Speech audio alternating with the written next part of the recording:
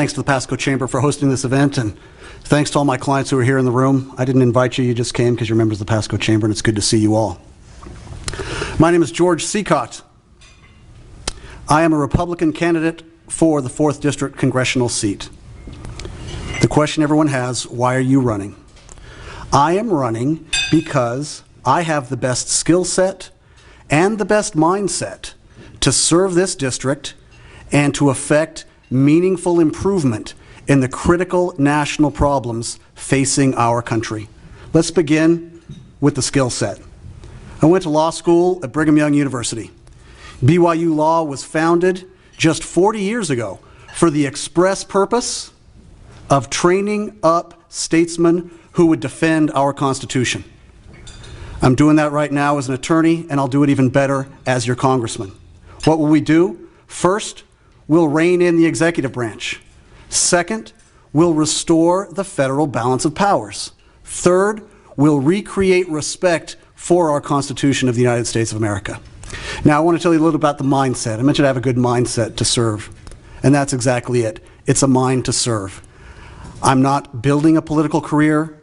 I'm not capping off a political career. I, like many of you in this room, have built a business from scratch, and I've created jobs. About 3 years ago, my wife wrote me a letter, and I still keep a small copy of that letter in my wallet. And in that letter, she said, "Honey, we've done a great job. We've raised our family. We have 7 kids. We've raised our kids. Our family's shrinking now. Kids are peeling off as they grow up. We've built a firm foundation for our financial security." She said, "But there's more to life than building a big bank balance." She says, "We have an obligation to serve. If we don't serve to improve the communities in which we live, what good does it do that we've raised great children? We've got to make a better place for them to live." So last month, or month before last, in February, after she and I decided to run, we went downstairs to announce the decision to our kids. I have a 13-year-old son named Alan. He's a very economically minded boy. And the first thing he did when we told him is he sat down at the computer, he started typing away, and I didn't know what he was doing. And about a minute later, he came over and he said, "Dad, do you know how much a congressman makes?" And I said, "I got a general idea, son." He goes, "Well, I know because I just looked it up. Why are you going to spend so much time working so hard going back to D.C. to make less money?" And I said, "Son, because sometimes some things are more important than money." Now, fortunately, I was able to make that statement because my law firm's financial balance sheet was in a good position. My family's financial balance sheet was in a good position. Is our country's balance sheet in a good position? Absolutely not. And that's the number one thing that I can do, is go out there and help balance the budget. Everybody has ideas, right? Says they can do this. Let me tell you how I'm going to do it. 50% of the federal budget is retirement and health care spending. My clients in this room know that I've been advising small businesses, large businesses, businesses of all size on how to balance their budgets dealing with their retirement and health care spending. I've got that experience. I've done it for employers for 20 years, and I can do it for the United States in the Congress. Number 2, health reform. Number 1 or 2 on everybody's list of critical concerns. I know that law inside out. I can't even talk about it because I'll start being all wonkish and going down that rabbit hole. Just trust me. You care about health reform?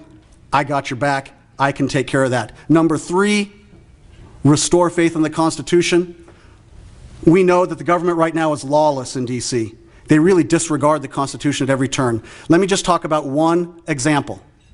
The first freedom listed in the First Amendment of our Bill of Rights. You know what it is? It's the free exercise of religion. This administration disrespects it.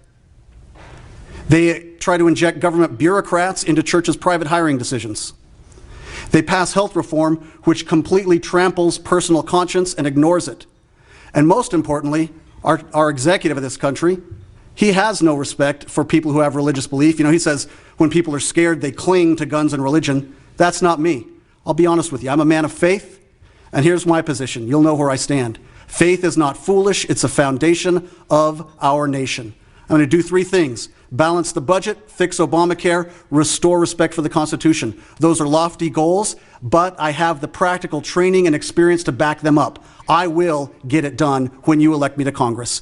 Again, my name is George Cicotte. I thank you for the opportunity to speak with you here today, and I would appreciate earning your vote.